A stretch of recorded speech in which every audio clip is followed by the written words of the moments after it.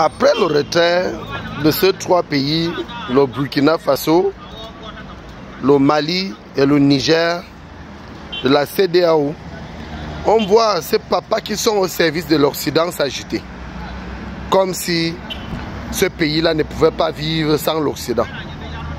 Nous avons vu la leçon que l'Occident a toujours donnée aux Africains, au peuple africain, c'est de prendre ce genre de vieillards et mettre à la tête de nos institutions pour être manipulés et pour fonctionner selon eux en leur faveur.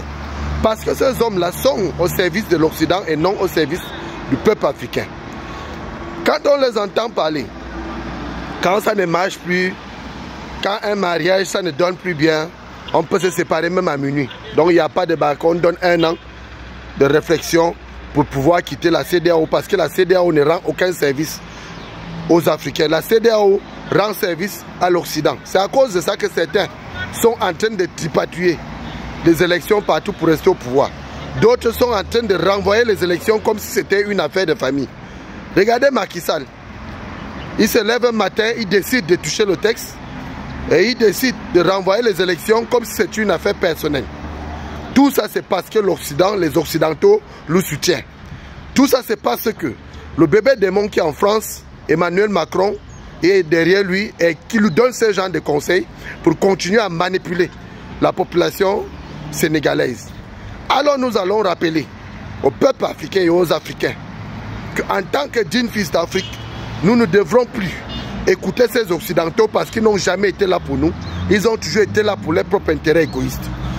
Vous allez aller du côté du Cameroun, bientôt les élections en 2025.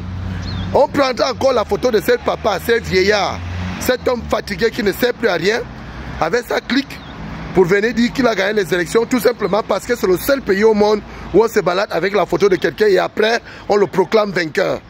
Et il est toujours vainqueur de sa propre succession, sans faire les élections, sans battre campagne, sans rien faire.